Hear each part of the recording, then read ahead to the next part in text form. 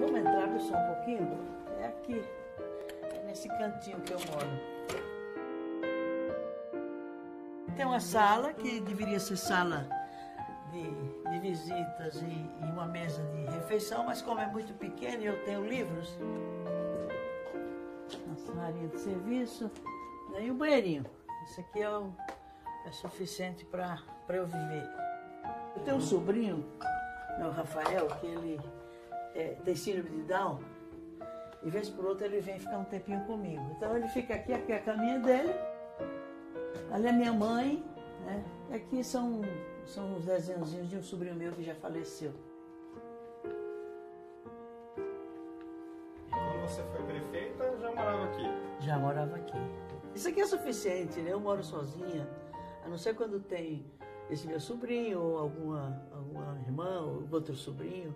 Porque eu sou um pouco matriz da família, né? Eu sou a mais velha. Nós éramos 10, os homens eram os mais velhos, ou foram casando, alguns faleceram, outros ficaram em algum estado trabalhando. Cada seca meu pai levava a gente para algum estado, né? Eu vivia de uma agricultura de sobrevivência. Ou então artesanato, meu pai era artesão, fazia sela para animais, né? Vamos contar essa história lá no café. Então vamos lá. Você senta um pouquinho aí que eu vou fazer um cafezinho.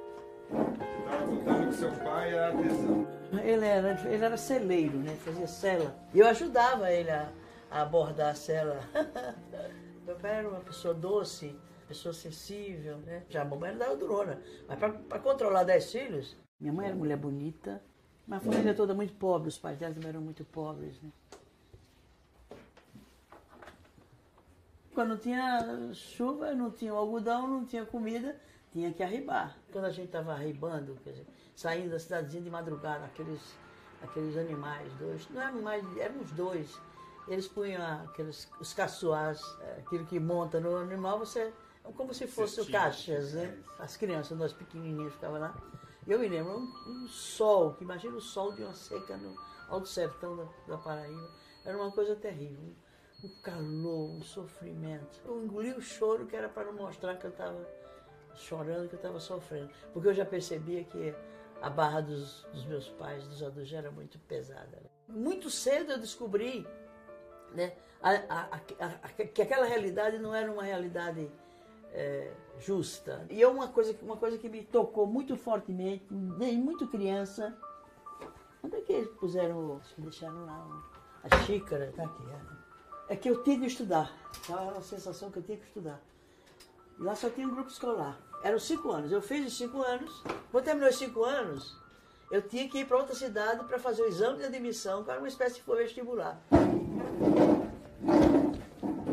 Aí meu pai, no ano seguinte, disse, bom, você vai, se chover você fica, se não chover você volta. Aí eu me lembro quanto eu ficava preocupada, vai chover, não vai chover. Por isso tem um livro que escreveram sobre mim, A Mulher que Veio com a Chuva. E aí, depois do curso colegial, eu não pude ir para... Aí teria que ir para a capital, né? Para João Pessoa. Só tinha faculdade lá em João Pessoa. Mas aí era absolutamente impossível. Não havia condições. Aí fiquei 9 anos sem estudar, mas aí minha vida começou a mudar, porque eu já estava na militância, não partidária, mas política. Eu tinha um emprego público numa área administrativa do Estado. E ao mesmo tempo militando ligada à Pastoral da Terra, da Igreja Católica. E foi aí que eu despertei para o sentimento de justiça. Já era um sentido de que a fé tinha que ser encarnada na ação social, na luta por direitos. Eu comecei a me formar ali. Não me interessei por casar, porque meu sonho era outro. Era estudar, era ajudar a mudar o mundo.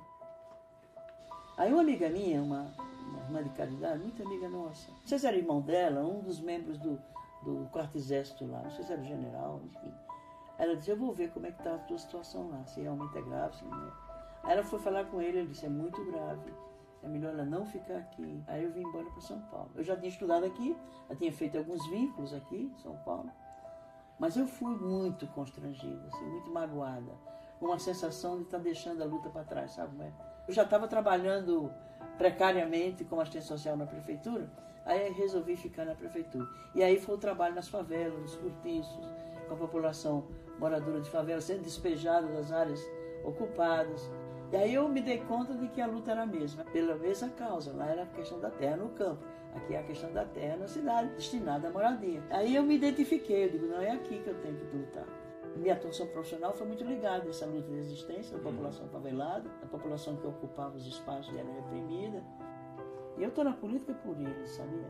É o que os mandatos me permitem fazer no interesse do povo. E eu já sei que uma luta para mudar uma estrutura como a nossa, secular, de dominação, da terra concentrada, do poder político concentrado, nas desigualdades enormes, um dos países mais desiguais do mundo, ela tem que extrapolar seu tempo de vida.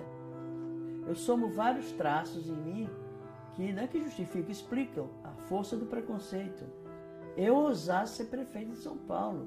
Veja bem, mulher, nordestina, de origem pobre.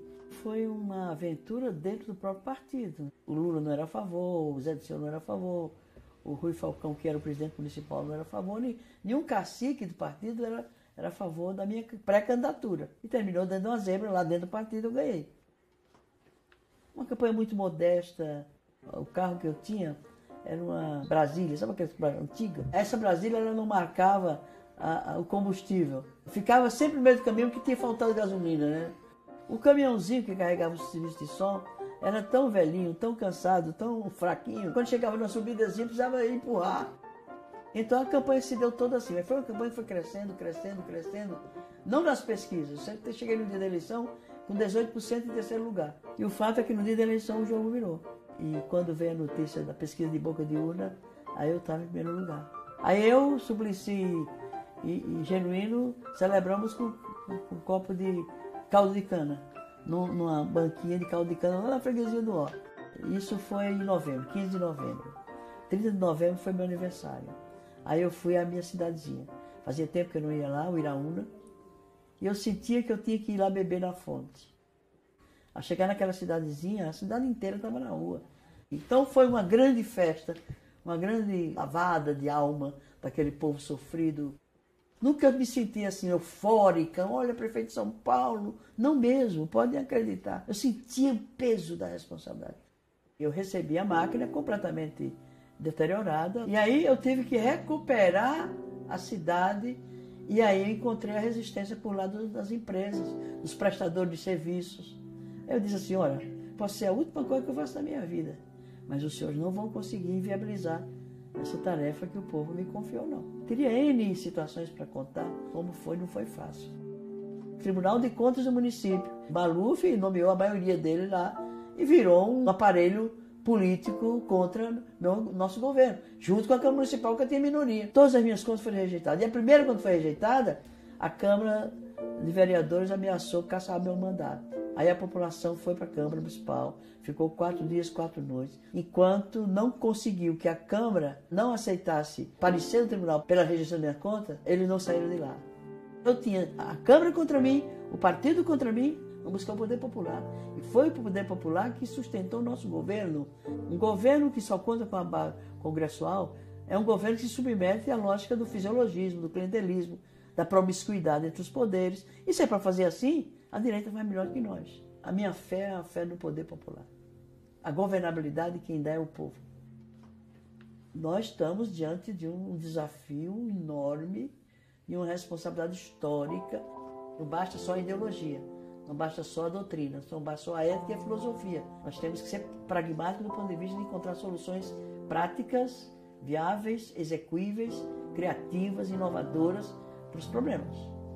Esse projeto só vai se viabilizar porque é um partido que tem identidade, é um partido que tem coerência, é um partido que tem projeto, é um partido que sonha, é um partido que tem uma militância em todos os recantos, que tem uma bancada pequena e que faz a diferença enorme no Congresso. E se a gente conquistar o poder na cidade pelas mãos do povo, junto com o povo, para governar com eles, nós poderemos fazer a diferença. Paulo Freire dizia, você não é política, mas você é educadora. Aí ele se corrigia, ele dizia, não, você é uma educadora política. Erundina era o nome da professora da minha mãe. E a minha avó pediu à minha mãe para pôr meu nome de Luzia, por causa de Santa Luzia. Aí o cartório errou, em vez de pôr Luzia, pôs Luísa. Aí Luísa Erundina. Luísa por causa do cartório e Erundina por causa da minha mãe, que quis que a sua filha tivesse o nome da professora dela.